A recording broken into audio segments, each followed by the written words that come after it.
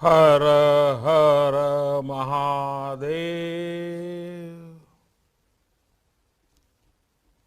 नमस्कार।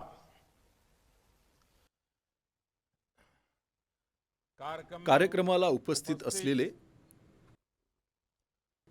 उत्तर प्रदेशचे यशस्वी मुख्यमंत्री, जनता जनार्दनासाठी उपयोगी कार्य करणारे योगी आदित्यनाथ, मंत्रिमंडळातील माझे सहकारी हरदीप सिंह पुरी जी, उत्तर प्रदेश सरकारचे मंत्री आशुतोष टंडन जी, नीलकंठ तिवारी जी, अखिल भारतीय महापौर मंडळाचे अध्यक्ष नवीन जैन जी, काशीमध्ये उपस्थित असलेले आणि देशाच्या कानाकोपऱ्यातून जोडले गेलेले आपण सर्व महापौर सहकारी मंडळी आणि इतर मान्यवर बंधू आणि भगिनींनो, काशीचा खासदार म्हणून माझ्या काशीमध्ये आपल्या सर्वांचे अगदी मनापासून खूप खूप स्वागत करतो।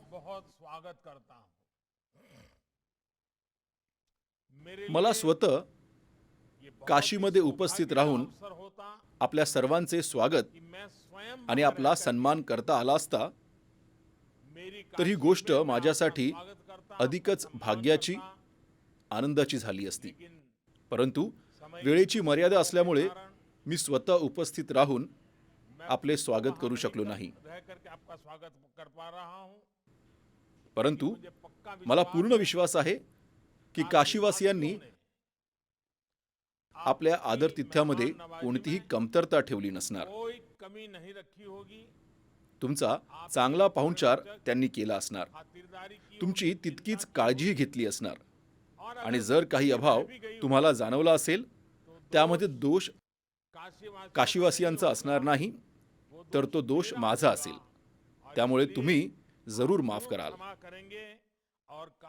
आणि काशीच्या या आदरातिथ्याचा तुम्ही मनसोक्त आनंद घ्यावा। तसेच सर्वांनी एकत्रित बसून भावी भारतासाठी, भारतातल्या शहरांच्या उज्ज्वल भविष्यासाठी आपले अनुभव सांगावेत।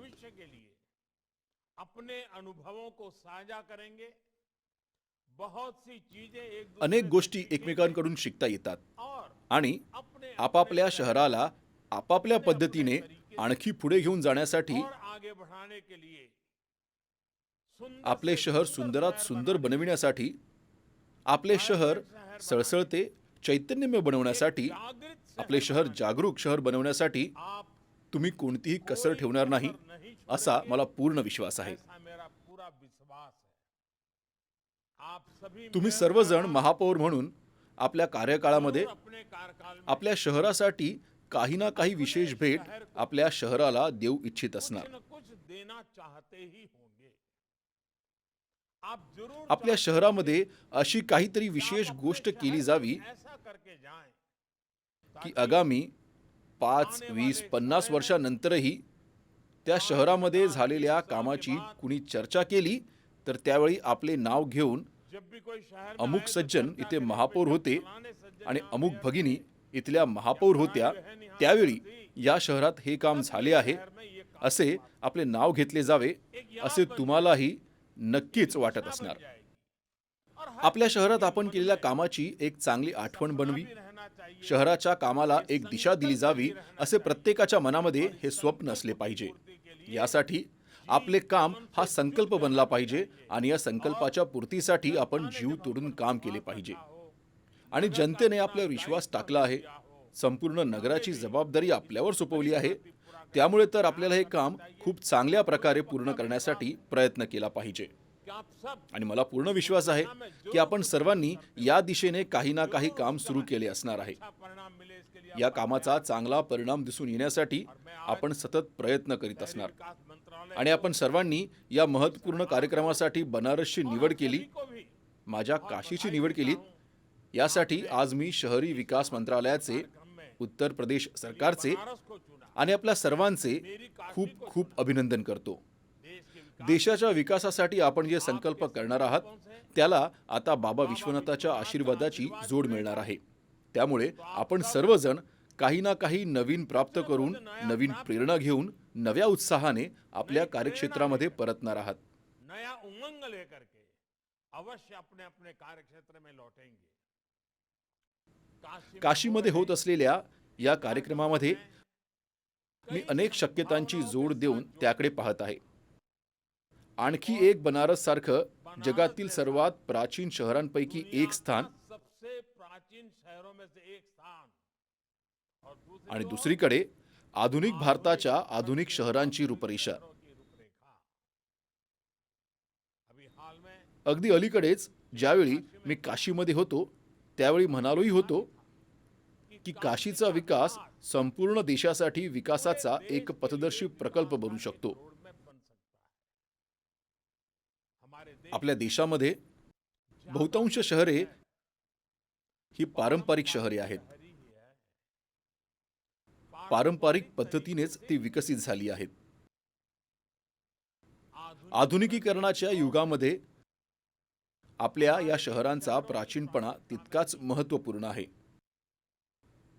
आपण आपल्या प्राचीन शहरांमध्ये तिथल्या प्रत्येक गल्ल्यातून, शहरों में तिथल्या प्रत्येक पाषाणातून, दगडातून, प्रत्येक क्षणी इतिहासातल्या अनेक गोष्टींविषयी खूप काही शिकू शकतो. त्यांच्या ऐतिहासिक अनुभवातून आपण आपल्या जीवनात प्रेरणा घेऊ शकतो. हम अपने जीवन की प्रेरणा बना सकते हैं. हमारी विरासत को आपली परंपरा जतन करण्यासाठी नवीन पद्धती आपण विकसित करू शकतो. विकसित कर सकते हैं. हम सीख सकते या शहरांमध्ये लोकांकडे असलेल्या स्थानिक कला कौशल्यांचा विकास करून त्या पुढे घेऊन जाण्यासाठी काही पद्धती तयार करू शकतो. कैसे लोग तसेच स्थानिक कौशल्ये आणि उत्पादने शहर की त्या शहराची स्वतंत्र ओळख बनू शकतात. अशा अनेक गोष्टी आपण शिकू शकतो. मित्रांनो, आपल्यापैकी अनेक जण बनारस घूमेंगे याआधी कधी ना कधी काशीला येऊन गेलेच असणार. जो पहले आज आपण सर्वजण ज्यावेळी बनारसमध्ये फिरणार आहात पुरानी त्यावेळी के साथ त्या जुन्या आठवणींबरोबरच नवीन झालेल्या बदलांकडे तुलनात्मक रूपाने तुम्ही पाहाल साथ साथ आणि त्याचबरोबर तुमच्या मनात आपल्या शहराची प्रतिमाही उमटेल पार हो जाएगा. आणि तुमच्या डोळ्यांसमोर प्रत्येक क्षणाला दृश्य दिसेल. आपण ज्या शहरातून आलो आहोत तिथली गल्ली बोळं, रस्ते आणि काशीतल्या या गल्ल्या, मी ज्या शहरातून आलो आहे तिथली नदी आणि इथली नदी, अशा प्रत्येक गोष्टीची क्षणाक्षणाला तुलना करण्याचा तुमच्याकडून प्रयत्न होईल. साथ जो आणि तुमच्याबरोबर जे कोणी आणखी इतर महापौर आहेत त्यांच्याशी तुम्ही याविषयी तुलना कराल. क्या किया है, कैसे किया है, हम सबको यातूनच नवीन कल्पना मिळतील. नवीन कार्यक्रमांची रचना निश्चित होईल नए कार्यक्रमों की रचना तैयार होगी और वो अपने शहर आणि त्या सर्व गोष्टी आपल्या शहरामध्ये जाऊन करण्यासाठी नेतृत्व करणे, त्यासाठी पुढाकार घेण्याचे काम केले जाईल. यामुळे आपल्या शहरातल्या लोकांना, आपल्या राज्यांच्या लोकांना एक नवीन आनंद मिळेल, नवा विश्वास मिळेल. आणि आपण असे प्रयत्न केलेही पाहिजेत. मिशन में विश्वास आपण उत्क्रांतीवर, विकासावर विश्वास ठेवला पाहिजे. भारताला आता क्रांतीची गरज नाही. आपल्याला कायाकल्प करण्याची आवश्यकता आहे. प्राचीन गोष्टी त्या जुन्या आहेत म्हणून तोडून टाकणे, फोडून टाकणे, नष्ट करणे हा काही आमचा मार्ग नाही. पुराना जो कुछ भी है परंतु जुने जे काही आहे ते जतन करताना त्याला आधुनिकतेची जोड दिली पाहिजे. आधुनिक युगाच्या दृष्टीने आवश्यकतांची पूर्तता करण्यासाठी आपण पुढे आले पाहिजे. यासाठी आपण लोकांनीच विशेष प्रयत्न करीत राहिले पाहिजे. आता आपण पहा, स्वच्छता अभियान सुरू आहे. पूर्ण देशामध्ये प्रत्येक वर्षी स्वच्छ शहराची घोषणा केली जात आहे. शहर की घोषणा होती है. लेकिन मैं यामध्ये मी देख रहा हूं पाहतोय धीरे-धीरे की काही शहरांनी तर आपले पक्के स्थानच बनवले आहे. जगह बना ली है. ही चांगली गोष्ट आहे. लेकिन बाकी शहर परंतु शहरे निराश होऊन बसली निराश होकर के बैठ जाएं कि भाई ये आणि तो पारितोषिक तर त्यांनाच मिळणार आहे, तेच पुढे जाणार आहेत, आम्ही तर करू शकणार नाही, अशी मानसिकता असणे योग्य नाही. आप सभी तुम्ही सर्व महापौरांनी एक संकल्प करावा. आता येणाऱ्या वर्षात स्वच्छतेच्या स्पर्धेत आपण कोणत्याही बाबतीत मागे असणार नाही. आपले शहर कोणत्याही शहरांपेक्षा मागे असणार नाही असा संकल्प तुम्ही करू शकता. हे काम तुम्ही नक्कीच करू शकता. होगा मी तर म्हणतो की आपल्या हरदीप पुरींनी आणखी एक गोष्ट करण्याचा प्रयत्न करावा. तुम्ही देशातल्या सर्वात स्वच्छ शहराला पुरस्कार तर देतच आहात, त्या शहराचा असा चांगला सन्मानही करता. त्याचबरोबर ज्या शहरांमध्ये चांगले स्वच्छ बनण्याचा सर्वतोपरी प्रयत्न केला आहे, त्या शहरांनाही उत्तम प्रयत्न म्हणून चिन्हित करावे. त्यांच्या नावांची स्वतंत्र घोषणा करावी. इतकेच नाही तर ज्या शहरांमध्ये कोणत्याही प्रकारचे काम होत नाही, ते अगदीच डोळे झाकून बसले आहेत, आपले शहर स्वच्छ व्हावे म्हणून काहीही केले नाही, अशा गावांचीही एक यादी तयार करावी. त्या राज्यांमध्ये जाहिरात करावी की पहा, या राज्यातल्या या 3 शहरांमध्ये स्वच्छतेचे कोणतेही काम केले जात नाही. त्यामुळे जनतेचे दडपण इतके वाढेल की प्रत्येकाला काम करावे असे वाटायला लागेल. आणि सर्व महापौरांना माझे आग्रहाने सांगणे आहे की तुम्ही स्वच्छता अभियानाकडे फक्त वर्षभराचा कार्यक्रम म्हणून अजिबात पाहू नका. तुम्ही प्रत्येक महिन्याला वॉर्डांमध्ये, प्रभागांमध्ये स्वच्छता स्पर्धेचे आयोजन करू शकता का? परीक्षक निश्चित करून या महिन्यामध्ये कोणत्या प्रभागाने सर्वात जास्त स्वच्छतेचे पुरस्कार घेतले आहेत ते पहा. जर शहरातल्या स्पर्धा झाली तर बोर्ड काउन्सिलरांमध्ये स्पर्धा होईल. त्याचा एकत्रित परिणाम होईल. या प्रभावामुळे संपूर्ण शहराचे रूप पालटण्यामध्ये मदत होईल. आणि यासाठी मी आणखी एक गोष्ट सांगू इच्छितो की ज्याप्रमाणे स्वच्छतेचे एक महत्त्व आहे, त्याचबरोबर सौंदर्यीकरणही व्हावे असे मला वाटते. जगात सौंदर्य स्पर्धा होतात. त्या स्पर्धा ज्या प्रकारे होतात त्याविषयी मला काही बोलायचे नाही. मात्र आपल्या शहरात शहर सौंदर्य स्पर्धा घेऊ शकतात का? कोणते वॉर्ड सर्वात जास्त सुंदर आहे? स्वच्छतेचे मापदंड निश्चित केले जाऊ शकतील. यामध्ये सौंदर्याच्या दृष्टिकोनातून पुढाकार घेऊन मापदंड ठेवता येतील. प्रत्येक नगराला आपली ओळख सिद्ध करता येईल. परीक्षक नियुक्त करावेत. भिंतींना कशा पद्धतीने रंगवता येतील, दुकानांचे फलक कशा पद्धतीने लावले जावेत, साइन बोर्ड लावले जाणार असतील तर पत्ता विशिष्ट पद्धतीने कसा लिहिला जाईल, अशा अनेक गोष्टी असतात. त्यांच्याकडे आपण सातत्याने लक्ष दिले आणि अशा वेगवेगळ्या गोष्टी स्पर्धेमध्ये जोडत राहिले पाहिजे. अलीकडेच एक स्पर्धा झाली. स्वातंत्र्याच्या अमृत महोत्सवानिमित्त आपण 3 गोष्टी त्यामध्ये सांगितल्या आहेत. ते सर्व आपण सामान्य माणसांकडून करून घेऊ शकता. एक म्हणजे स्वातंत्र्याच्या अमृत महोत्सवानिमित्त रांगोळी स्पर्धा घ्यावी. मात्र रांगोळी केवळ सौंदर्याच्या दृष्टीने असून चालणार नाही, तर स्वातंत्र्याच्या आंदोलनातल्या कोणत्या ना कोणत्या घटनेशी संबंधित ती रांगोळी असावी. तुम्ही संपूर्ण शहरामध्ये ही स्पर्धा घेऊ शकता.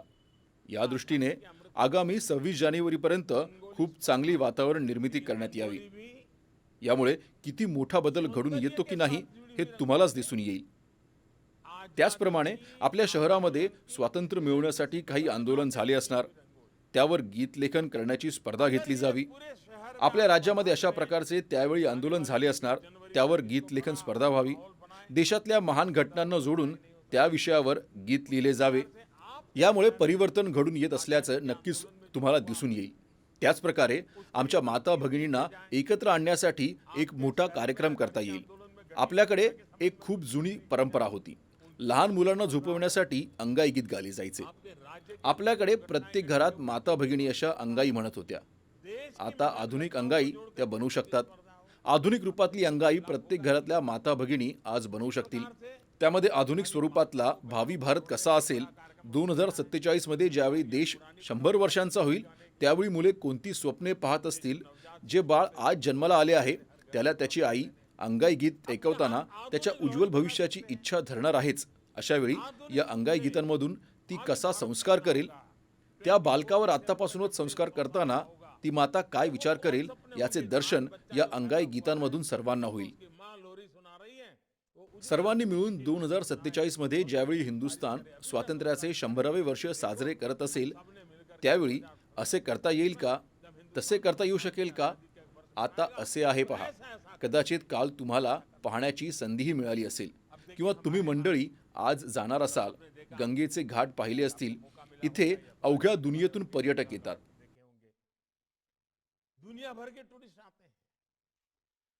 काशीच्या अर्थव्यवस्थेचे चक्र निरंतर चालू ठेवण्यामध्ये गंगा मातेची महत्त्वपूर्ण भूमिका आहे. गंगा मातेच्या तटावर जे काही होते त्यामुळेच काशीच्या अर्थव्यवस्थेला ताकद मिळते. आपल्या देशामध्ये नदी किनारी वसलेली अनेक शहरे आहेत. बहुतेक शहरांमधून नदी वाहते. मात्र काळाच्या रेट्यामुळे ती नदी एक प्रकारे नष्ट झाली आहे किंवा तिचे अस्तित्व संपुष्टात आले आहे. नाही तर अनेक शहरांमध्ये नदीचे रूपांतर घाण नाल्यांमध्ये झाले आहे. ज्यावेळी पावसाळ्यात पाणी येते त्यावेळीच तिथे नदी आहे हे दिसते. आपल्याला या नदीविषयी अतिशय संवेदनशील बनले पाहिजे. आज ज्यावेळी संपूर्ण जगात जलसंकटाची चर्चा केली जाते, आज ज्यावेळी संपूर्ण जगात तापमान वाढ, हवामान बदल यांची चर्चा केली जाते, त्यावेळी आपण आपल्या शहरातल्या नदीची साधी पर्वा सुद्धा करत नाही. त्या नदीचे चांगले संवर्धन करणे, त्या नदीचे सुशोभीकरण करणे, त्या नदीचे महत्त्व जाणून घेऊन आपण जर ही गोष्ट केली नाही तर मग आपण कोणत्या गोष्टीचा गौरव करू शकणार आहे? आपण एक काम करू शकतो का पहा. सर्वांनी वर्षभरातले 7 दिवस, मग ते कोणतेही तुमच्या सोयीनुसार असले तरी चालेल, हे 7 दिवस नदी उत्सव साजरा करण्यात यावा. नदी उत्सव साजरा करताना त्यामध्ये संपूर्ण शहराला सहभागी करून घ्यावे. या काळामध्ये सर्वांच्या सहकार्याने नदी स्वच्छता करण्यात यावी. आपल्या गावातल्या नदीचा इतिहासाशी, जुन्या घटनांशी जो संबंध आहे त्याविषयी चर्चा केली जावी. नदीच्या किनारी घडलेल्या घटनांविषयी चर्चा, कार्यक्रम होऊ शकतात. नदीचे गुणगान करणारे कार्यक्रम करू शकता. त्याचबरोबर नदीच्या किनारी एकत्रित जमून काही समारंभ, कार्यक्रम केले जाऊ शकतात. नदीकाठी कवी संमेलन आयोजित करणे शक्य आहे. याचा अर्थ नदीला केंद्रस्थानी ठेवून नगराच्या विकासाच्या यात्रेमध्ये नदी पुन्हा एकदा जिवंत स्थान दिले जावे.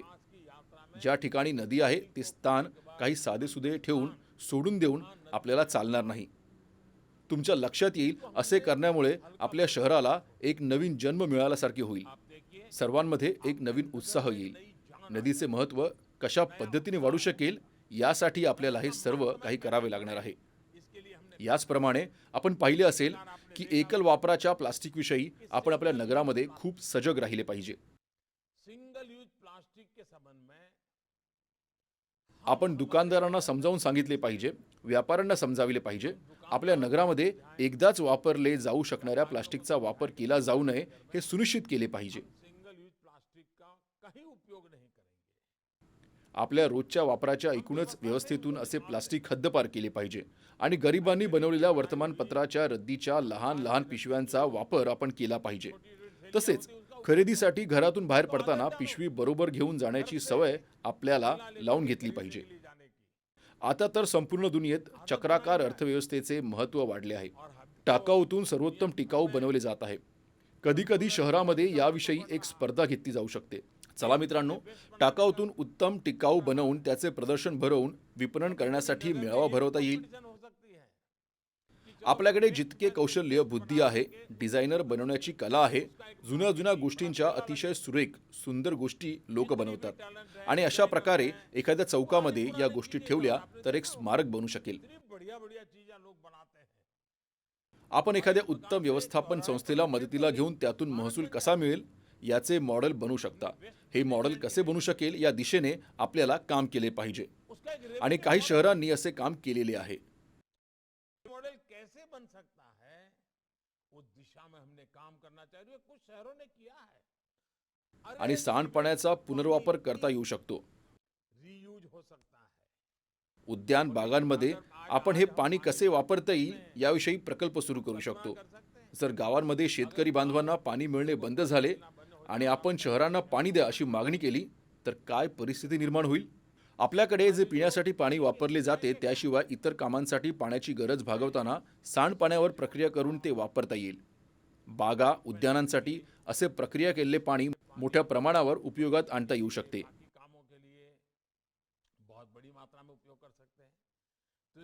म्हणजे जे वाया जाणार आहे, वेस्ट आहे, ते वेल्थमध्ये रूपांतरित होईल आणि पाण्यातली घाण आहे तीही दूर केली जाईल आणि शहराच्या आरोग्यामध्ये मोठे परिवर्तन दिसून येईल. जर आपण शहराच्या आरोग्यासाठी अशा संरक्षणात्मक गोष्टींवर भर दिला नाही तर आपण कितीही रुग्णालय बनवली तरी ती कमीच पडतील.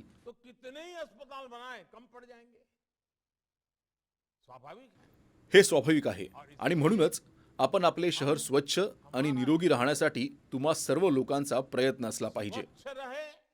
स्वस्थ भी रहे, ये भी हम लोगों का प्रयास। आणि मला पूर्ण विश्वास आहे की आपण घरातून बाहेर पडणाऱ्या कचऱ्यापासून ते आपल्या स्वयंपाकघरातून निघणाऱ्या कचऱ्यापासून गल्लीबोळातल्या कचऱ्यांपर्यंत अथवा जुन्या इमारती तोडून तिथे नवी इमारत उभी राहणार असेल तर तिथेही एक विशिष्ट स्थान निश्चित करून तिथेच कचरा टाकला जाईल इतकेच पाहिले पाहिजे.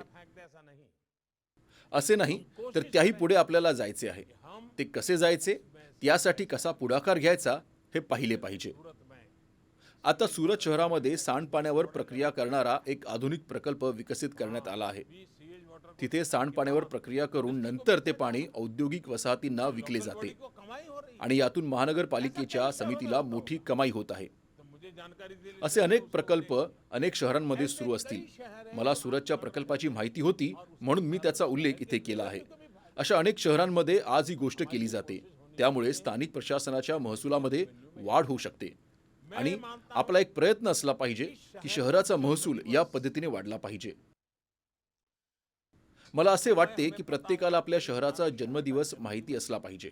आपल्या शहराचा जन्मदिन कधी आहे हे माहिती नसेल तर जुन्या प्राचीन गोष्टी, कागदपत्रे, जुन्या नोंदी शोधून काढून आपल्या शहराच्या जन्मदिवसाची माहिती करून घेतली पाहिजे. अशा जुन्या नोंदींवरून ही माहिती उपलब्ध होऊ शकेल. आपल्या शहराचा जन्मदिवस खूप मोठ्या प्रमाणावर साजरा केला पाहिजे. आपल्या शहराचा अभिमान वाटावा. आपल्या शहराने इतर शहरांशी स्पर्धा करावी आणि माझे शहर कसे असावे अशी भावना प्रत्येक नागरिकाच्या मनात निर्माण व्हावी. माझे शहर मला असे घडवायचे आहे, यासाठी मी हे करणार आहे आणि यासाठी मी हे प्रयत्न करेन. जोपर्यंत आपण हे करत नाही तोपर्यंत काय होईल की करांमध्ये वाढ केली की कपात केली, अमुक केले की तमुक केले याची चर्चा होत असते. आता योगीजी त्यांच्या भाषणात एलईडी दिव्यांबाबत चर्चा करत होते. तुम्ही ठरवू शकता की माझ्या शहरातील अशी एकही गल्ली नसेल, असा एकही खांब नसेल की ज्यावर एलईडी दिवे नसतील. तुम्ही बघाल की नगरपालिकेचे, महानगरपालिकेचे वीज बिल बरेचसे कमी होईल आणि प्रकाशाची गुणवत्ता बदलेल, ती वेगळी. आता या मोठ्या मोहिमेसाठी मला हे काम 2 महिन्यात 3 महिन्यात पूर्ण करायचे आहे असे ठरवले पाहिजे. एलईडी नाही असा एकही दिवा नसेल. त्याचप्रमाणे तुमच्या शहरातील मतदारांना, शहरातील नागरिकांना खुश करण्यासाठी एक गोष्ट करू शकता. प्रत्येक घरात एलईडी दिवे असतील. मध्यमवर्गीय कुटुंबात एलईडी दिवे लावले असतील तर त्यांचे वीज बिल 200, 500, 1000, 2000 रुपयांनी कमी होईल. मध्यमवर्गीयांचे पैसे वाचतील. हा प्रयत्न आपण करायला हवा आणि या सर्वांसाठी नवीन योजना उपलब्ध आहेत. या उपलब्ध योजनांचा वापर करून आपण या गोष्टी कशा अंमलात आणणार याचा विचार करा. इन उपलब्ध योजनाओं का उपयोग करते हुए हम इन बातों को कैसे आगे बढ़ाएं.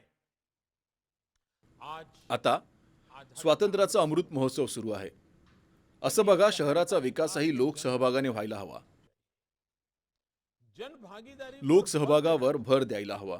आमची इच्छा आहे की तुमच्या शहरातील शाळांमध्ये एनसीसी युनिट सुरू असेल तर एनसीसी युनिटमधील लोकांशी तुम्ही बोला.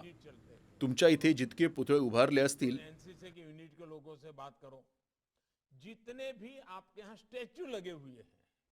बाबासाहेब आंबेडकरांचा पुतळा असेल, महात्मा गांधींचा पुतळा असेल, कुठे स्वामी विवेकानंदांचा पुतळा असेल, कुठे शहीद वीर भगतसिंगांचा पुतळा असेल, कुठे महाराणा प्रतापांचा पुतळा असेल, कुठे छत्रपती शिवाजी महाराजांचा पुतळा असेल, विविध पुतळे असतील. असे पुतळे उभारताना आपण खूप जागरूक असतो. हे पुतळे उभारण्याचे काम आपण अतिशय लक्षपूर्वक आणि मनापासून करतो. परंतु हे पुतळे उभारल्यावर त्याच्याकडे कोणी पाहत देखील नाही. वर्षातून एक दिवस जेव्हा त्यांची जयंती असते तेव्हाच आपण ते पाहतो. त्यामुळे आपण आपल्या एनसीसी कॅडेटची टीम बनवून दररोज सर्व पुतळे स्वच्छ करावेत आणि त्यांची साफसफाई करावी. आणि जी मुले जमतील त्या मुलांनी त्या व्यक्तींचे पुतळे आहेत त्यांच्याबाबत 5 मिनिटे भाषण करावे. रोज नवीन मुलं आली तर त्यांना कळेल की अच्छा, हा यांचा पुतळा आहे, या महापुरुषाने हे काम केले आहे. आता आपली पाळी आहे. आम्हाला हा चौक स्वच्छ करण्याची संधी मिळाली आहे. या गोष्टी छोट्या आहेत, मात्र संपूर्ण शहरात परिवर्तन घडवण्याची मोठी ताकद यात आहे. तुमच्या कार्यकाळात स्वातंत्र्याचा हा अमृत महोत्सव आला आहे. या स्वातंत्र्याच्या अमृत महोत्सवी सोहळ्यानिमित्ताने तुमच्या शहरातील किमान एक चौक, एखादे सर्कल जिथून 4 ते 6 रस्ते बाहेर पडतात, असे एखादे छानसे सर्कल जिथे सार्वजनिक खाजगी भागीदारीतून, सरकारी किंवा महापालिकेच्या पैशांनी नव्हे तर लोकसहभागातून स्मारक उभारले जाऊ शकते. स्वातंत्र्याच्या अमृत महोत्सवाशी, स्वातंत्र्याच्या चळवळीशी किंवा देशाप्रती असलेल्या कर्तव्याच्या जाणीवेशी सुसंगत असे अनोखे स्मारक, उज्ज्वल भविष्यातील भारताचे प्रतिनिधिक दर्शन घडवणारे सर्कल, त्यासाठी सुशोभीकरण स्पर्धा आयोजित करा. कलाकारांना विचारा रचना कशी असावी, यासाठी स्पर्धा भरवा आणि स्पर्धेतील विजेत्यांना बक्षीस द्या. मग त्यातून सर्वोत्कृष्ट निर्मितीची निवड करावी. हे क्षण तुमच्या कायमचे आठवणीत राहतील आणि मला विश्वास आहे की अशा अनेक गोष्टी आहेत ज्यावर आपण भर देऊ शकतो. याचप्रमाणे आपल्या शहराची एक ओळख असायला हवी. तुम्हाला वाटत नाही का की आपल्या शहराची एक ओळख असावी? कदाचित असे एखादे शहर असेल जे तेथील विशिष्ट खाद्यपदार्थांसाठी ओळखले जाते, त्याच्याशी त्या शहराची ओळख निगडीत असावी. उदाहरणार्थ आता बनारसचे पान घ्या. कुठेही विचारा, लोक बनारसी पान असेच म्हणतात. कुणीतरी मेहनत केली असेल, एक ओळख बनली असेल. कदाचित हे सगळे महापौर देखील हे बनारसचे पान खाऊन पाहतील. मात्र मला असे म्हणायचे आहे की तुमच्या शहरात एक विशिष्ट उत्पादन असेल, तसेच एक विशिष्ट ऐतिहासिक ठिकाण देखील असेल, तर त्या उत्पादनाला, त्या ठिकाणाला तुमच्या शहराचा ब्रँड बनवू शकता. जर तुम्ही कधी उत्तर प्रदेशात गेलात तर तुम्ही बघाल की उत्तर प्रदेशात एक खूप चांगला कार्यक्रम सुरू आहे. एक जिल्हा एक उत्पादन. आणि त्यांनी पाहणी करून कोणत्या जिल्ह्यात कोणती गोष्ट जास्त प्रसिद्ध आहे, कोणत्या गोष्टी महत्त्वाच्या आहेत, त्याची आठवण म्हणून वस्तू तयार केल्या आहेत. शक्य असल्यास तिथले मुख्यमंत्री ते तुम्हाला देतील. देख लेना, आज उत्तर प्रदेश में आए हो, उत्तर प्रदेश में एक बहुत अच्छा कार्यक्रम चल रहा है, वन डिस्ट्रिक्ट वन प्रोडक्ट. और उन्होंने बड़ा मैपिंग करके किस जिले में कौन सी चीज ज्यादा मशहूर है, कौन सी चीजों का महत्व है, उन्होंने निकाल उसके सोवेनियर भी है, अगर हो सके तुम्ही पाहाल याचा असा परिणाम निर्माण झाला आहे. आप देखिए उतना इसका जसे एखादे क्षेत्र असेल कि जैसे तेथे क्रीडा विषयक उपकरणे निर्माण होत असल्याने ती त्याची ओळख बनली आहे. पहचान हो गई. तुमच्या शहराची खासियत काय आहे जी भारतातील कुणालाही माहीत नसेल? जसे की बनारसी साडी प्रसिद्ध झाली. जगाच्या कानाकोपऱ्यात, भारताच्या कानाकोपऱ्यात कुठेही लग्न समारंभ असेल तर एखादी बनारसी साडी खरेदी करावी अशी सर्वांचीच मनोमन इच्छा असते. कोणीतरी याचे ब्रँडिंग केले. तुमच्या शहरात अशी एक गोष्ट आहे का जी संपूर्ण भारताच्या कानाकोपऱ्यात प्रसिद्ध व्हावी? जसे की पाटणमध्ये ही गोष्ट खूप चांगली आहे, हैदराबादमध्ये ही गोष्ट चांगली आहे, कोचीमध्ये हे खूप छान आहे, तिरुवनंतपुरममध्ये हे उत्तम मिळते, चेन्नईत ही गोष्ट चांगली आहे. तुमच्या शहराची काय खासियत आहे? संपूर्ण शहराने मिळून ठरवा. होय, हीच आमची सर्वात मोठी ताकद आहे. ती कशी वाढवायची तुम्ही पाहाल. ते आर्थिक घडामोडींचे एक मोठे साधन बनेल. म्हणजेच की शहरांमध्ये वाढत्या लोकसंख्येमुळे, गतिशीलतेमुळे, वाहतूक कोंडीमुळे अनेक समस्या उद्भवत आहेत. उसकी दिशा में हमें प्रयास करना होगा. अब आप देखते हैं शहरों में बढ़ती हुई जनसंख्या, मोबिलिटी के कारण, ट्रैफिक जैम के कारण समस्याएं आ रही है. अब हम कितने ही आता किती उड्डाणपूल बांधायचे? अब आप सूरत में जाएंगे, आता तुम्ही कधी सुरतला जाल तर बघाल की दर 100 मीटर नंतर एखादा उड्डाणपूल दिसतोच. शायद वो फ्लाईओवर की सिटी बन गई है. कदाचित ते उड्डाणपुलाचे शहर झाले आहे. फ्लाईओवर बनाएंगे कितीही उड्डाणपूल बांधले तरी मूळ समस्या सुटणार नाही. लोकांचा प्रवास सुखकर होण्यासाठी आपण सार्वजनिक वाहतूक व्यवस्थेवर, मेट्रोवर भर दिला आहे. चल रहा है हमारे देश में. मेट्रो आपल्या देशात मेट्रोचे जाळे निर्माण करण्याचे काम सुरू आहे. और सी चीजें हैं. हम सब मात्र याशिवाय इतरही अनेक गोष्टी आहेत. जोपर्यंत आपण समाजाचा स्वभाव बदलत नाही, या गोष्टींकडे आपण लक्ष देत नाही, तोपर्यंत या गोष्टींचे महत्त्व कळणार नाही. इन चीजों का आता दिव्यांगजन पहा. माझ्या शहरात जाईल, दिव्यांगजन मेरे नगर माझ्या शहरात दिव्यांगजनों दिव्यांगजनांसाठी जे काही आवश्यक आहे, कोणतीही नवीन इमारत बांधली जाईल, कोणताही नवीन रस्ता बांधला जाईल, जिथे छेदमार्ग असेल, मी सुगम्य भारत मोहिमेअंतर्गत त्याच्या रचनेच्या नियमांमध्ये तरतुदी करून ठेवीन, जेणेकरून दिव्यांगांसाठी समाजात स्थान असेल. ताकि दिव्यांगजनों के लिए समाज में स्थान है. टॉयलेट बनेंगे शौचालय बांधताना दिव्यांगांच्या गरजेनुसार बांधली जातील. अनुसार बनेगा. रस्ते बांधताना दिव्यांगांसाठीच्या सोयीसुविधांचा विचार केला जाईल. बसमध्ये चढण्यासाठी दिव्यांगांच्या अडचणीचा विचार करून पायऱ्या असतील. या तरतुदी आपल्या योजनांच्या स्वरूपाचा भाग बनवावा लागेल, तरच ते होईल. आणि एक गोष्ट खरी आहे की आपल्या अर्थव्यवस्थेची प्रेरक शक्ती आपले शहर आहे. कि हमारी इकोनॉमी का जो ड्राइविंग फोर्स है वो हमारा शहर है. हमें आपल्या शहराला चैतन्यपूर्ण अर्थव्यवस्था केंद्र बनवायला हवे. इकोनॉमी का हब बनाना चाहिए. उसके लिए त्यासाठी नवीन उद्योग उभारता येतील अशा जागा ओळखण्यावर आपला भर असायला हवा. जगह आइडेंटिफाई करें. लोकांना राहण्यासाठी, मजुरांना राहण्यासाठी जागा उपलब्ध केली पाहिजे, जेणेकरून त्यांना एका ठिकाणाहून दुसऱ्या ठिकाणी जाण्यासाठी जास्त वेळ लागणार नाही. त्यांना तिथे काम मिळेल आणि तिथेच राहण्याची त्यांची सोयही होईल.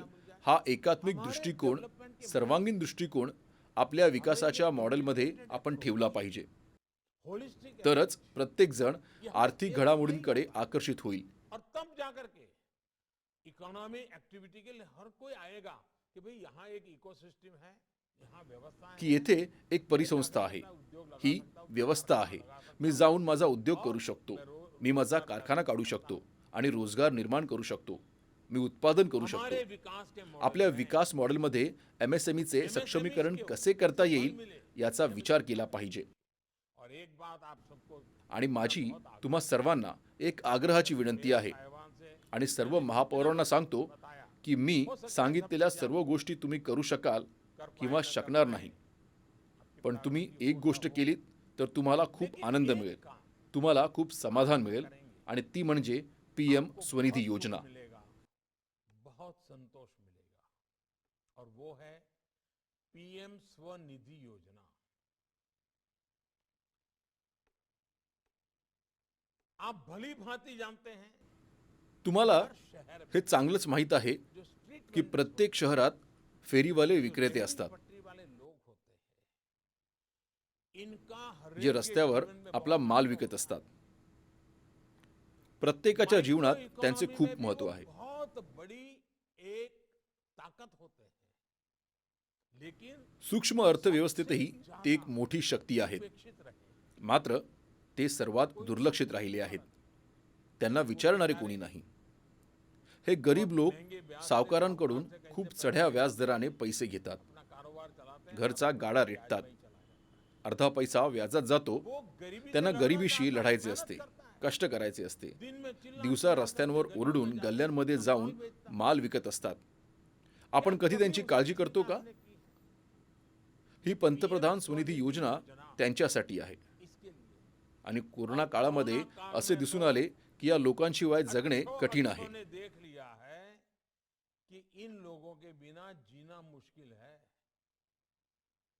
क्योंकि कोरोना काल में वो लोग कारण कोरोनाच्या काळात सुरुवातीला ते लोक नव्हते हे आधी कळले नाही. लेकिन जब 2 दिन पण जेव्हा भाजी विक्रेते 2-2 दिवस आले नाहीत तेव्हा मोठी अडचण झाली. मग आठवले की अरे, भाजीवाला आला नाही, दूधवाला आला नाही, वर्तमानपत्र आले नाही, सफाई करने घरची कामवाली बाई आली नाही, वाला नहीं, स्वयंपाकीण आली नाही, कपड़े धोने कपडे धुणारा आला नाही. सगळ्यांना घाम फुटला होता. निकल गया था.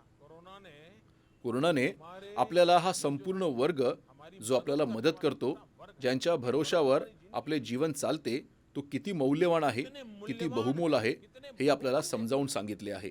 ये हमको समझा दिया है. आपल्याला त्यांच्या शक्तीची जाणीव करून दिली आहे. हमारा त्यांना आपल्या जीवनाचा भाग बनवणे, कि हम त्यांना कधी एकटं न सोडणे ही आपली जबाबदारी आहे. का हिस्सा बनाएं कि हम इनको कभी ते आपल्या जीवन प्रवासाचाच एक अविभाज्य भाग आहेत. ये हमारे अपने आपण ही यात्रा के त्यांच्या अंग है। प्रत्येक क्षणांचा संघर्ष पाहणार आहोत आणि त्यासाठी आम्ही PM स्वनिधी योजना आणली आहे. और इसके लिए पीएम स्वनिधि योजना लाए हैं। पीएम स्वनिधि योजना PM स्वनिधी बहुत ही योजना उत्तम है। खूप चांगली योजना आहे. नगर में उनकी लिस्ट बनाइए। तुमच्या शहरात त्यांची यादी बनवा आणि त्यांना मोबाईल फोनद्वारे व्यवहार कसे करायचे ते शिकवा. थोक व्यापारी के यहाँ से वो माल त्यांना लेकर बँकेतून जाएगा, पैसे सब्जी मिळतील. बिकता है, त्यांनी घाऊक विक्रेत्याकडून माल आणायला जावे जिथे तो भाजीपाला विकतो. की सब्जी लेकर के सकाळी बाजारात जातो आणि 500 रुपयांची भाजी घेऊन आपला ट्रक भरतो. वो पैसे मग त्यांना मोबाईलवरूनच पैसे द्यावेत. फिर वो त्यानंतर तो 200 ते 300 घरांमध्ये भाजीपाला विकायला जातो. मोबाइल से ही फोन ले पैसे। त्याच्याकडून त्याने मोबाईलद्वारेच पैसे घ्यावेत. रोख घेऊ नये, डिजिटल घ्यावे. अगर उसका जर त्याचा 100% डिजिटल रेकॉर्ड बनवला तर बँकवाल्यांना कळेल की त्यांचा व्यवसाय चांगला आहे. का तो कारोबार अच्छा है तो अभी 10,000 रुपया दिया म्हणजे है, जर तुम्ही आता 10,000 रुपये दिले असतील तर तो 20,000 करेल. है तो 50,000 तक 20,000 दिले तर तो 50,000 करेल. कहाँ है। आणि मी असंही म्हटले आहे की जर तुम्ही 100% डिजिटल व्यवहार केले हो तो जो हिसाब किताब बैठता है तर खात्यावर जे व्याज बसते ते जवळजवळ शून्य होते. ये हमारे रेहड़ी पटरी वालों को आपल्या रस्त्यावरील विक्रेत्यांना बिनव्याजी पैशांचा इतका मोठा व्यवसाय मिळाला तर मला खात्री आहे की ते खूप चांगले काम करतील. बहुत ही अच्छा कर ते त्यांच्या मुलांच्या शिक्षणावर लक्ष केंद्रित करतील. ते चांगल्या दर्जाच्या वस्तू विकू लागतील. ते मोठे व्यवसाय करू लागतील बड़ा व्यापार आणि तुमच्या शहरातील लोकांना चांगली सेवा देतील. लोगों की सेवा अच्छी होगी। क्या आप तुम्ही प्रधानमंत्री स्वनिधी योजनेला प्राधान्य देऊ शकता का? योजना तुम्ही काशीच्या भूमीतून गंगा मातेच्या तीरावर असा संकल्प करा माँ गंगा के की या 2022 मध्ये जेव्हा 26 जानेवारी येईल तेव्हा 26 जानेवारीला आपण हे सर्वप्रथम करू. 22 में जब 26 जनवरी आएगी 26 26 जानेवारी पूर्वी आपल्या शहरातील 200, 500, 1000, 2000 जे काही फेरीवाले विक्रेते आहेत त्यांचे बँक खाते उघडले जाईल. जो भी रेडी त्यांना डिजिटल व्यवहारांचे प्रशिक्षण दिले जाईल. का खाता खुल ज्या व्यापाऱ्यांकडून ते माल खरेदी करतात त्यांनाही डिजिटल प्रशिक्षण देण्यात येणार आहे. उनके जो जिन व्यापारियों से माल ते जिथून आपला माल विकतात डिजिटल की ट्रेनिंग त्यांना डिजिटल प्रशिक्षण दिले जाईल. यातून डिजिटल व्यवसायही वाढेल आणि माझ्या रस्त्यावरील विक्रेत्यांना कमीत कमी व्याजावर शक्य झाल्यास शून्य व्याजासह त्यांचा व्यवसाय वाढवण्याची मोठी संधी मिळेल. वालों को कम से कम ब्याज में हो सके तो जीरो ब्याज से अपना कारोबार बढ़ाने का एक बहुत ही बड़ा अवसर मिल जाएगा। बहुत सी बातें हैं खूप गोष्टी आहेत मित्रांनो. तुम्ही इथे काशीमध्ये आला आहात. तुम्ही काशीला खूप जवळून पाहाल आणि अनेक नवीन सूचना तुमच्या मनात असतील तर तुम्ही मला सूचना पाठवल्या तर तुम्ही मला माझ्या काशीतील कामात खूप मदत होईल. मुझे मेरे काशी में काम करने में बहुत मदद करेगा। आप अपने मेयर महापौर म्हणून तुम्ही जे काम केले आहे आणि मोदीजींनी काशीत असे काम करावे असे तुम्हाला वाटते जर तुम्ही मला सूचना पाठवल्यात तर मी तुमचं ऋणी राहीन. मैं आभारी रहूंगा। कारण मला तुमच्याकडून शिकायचे आहे. म्हणूनच सब मेयर को वहां तुम्हाला आमच्या काशीवासियांना काहीतरी शिकवण्यासाठी बोलावले आहे. काशी वालों को कुछ सिखाइए, कुछ समझाइए। जो आपने नया किया है तुम्ही जे काही केले आहे ते समजावून सांगा. जरूर आपसे सीखेंगे। आम्ही काशीत तुमच्याकडून नक्कीच शिकू. हम जरूर मेरे काशी में तुमच्याकडून गोष्टी शिकून घेतल्यावर आम्ही माझ्या काशीत नक्कीच अंमलात आणू आणि मी सर्वात पहिला विद्यार्थी असेन. या गोष्टी मी शिकेन. जुड़े हुए लोग हैं। आप सबको पता होगा आपण सगळे राजकारणाशी जोडलेले लोक आहोत. तुम्हा सर्वांना माहीत असेलच की हे एक असे पद आहे जिथून राजकीय जीवनात पुढे जाण्याच्या खूप चांगल्या संधी मिळतात. आप सबको पता होगा अहमदाबाद शहर अगदी छोटे असताना तेथे एक नगरपालिका होती. शहर बहुत छोटा था। गुलामगिरीच्या काळात सरदार वल्लभभाई पटेल साहेब तिथले महापौर झाले, के कालखंड में अध्यक्ष झाले आणि तिथूनच त्यांचा जीवन प्रवास सुरू झाला. जीवन यात्रा हे तुम्हा सर्वांना माहीत असेल आज भी देश उनको आणि आजही देश त्यांची आठवण काढत आहे. बहुत से नेता असे अनेक नेते आहेत ज्यांचे जीवन अशा नगरपालिकेतून सुरू झाले, कुठल्या तरी महानगरपालिकेपासून सुरू झाले. तुमचे आयुष्यही अशाच टप्प्यावर आहे. मला खात्री आहे की तुम्हीही तुमच्या उज्ज्वल राजकीय भविष्यासाठी समर्पित वृत्तीने झोकून देऊन तुमच्या क्षेत्राच्या विकासात सहभागी व्हाल. उज्ज्वल भविष्य के लिए भी पूरे समर्पण भाव से अपने क्षेत्र के विकास के लिए जुड़ जाएंगे। आधुनिक शहरे बनवावी लागतील. वारसा देखील जतन करावा लागेल. संभालनी भी होगी. वारसा देखील हवा, विकासही हवा. तुम्ही तुमची सर्व स्वप्ने बाळगत वाटचाल करा. को लेकर के आप चलेंगे. पुन्हा एकदा माझ्याकडून काशीमध्ये तुमचे खूप खूप स्वागत आहे. काशी में आपका बहुत आणि मला खात्री आहे की काशीमध्ये तुमचे चांगले आदरातिथ्य होईल. आप सब काशीचे लोक खूप प्रेमळ आहेत. बहुत उत्तम हो. ते तुम्हाला कसलीही उणीव भासू देणार नाहीत. प्यार करने वाले लोग त्या प्रेमाचा स्वीकार करून तुम्ही जा. महसूस नहीं होने देंगे. उस प्यार को लेकर के आप जाइए. खूप बहुत खूप बहुत धन्यवाद बहुत बहुत आणि शुभेच्छा. शुभकामनाएं.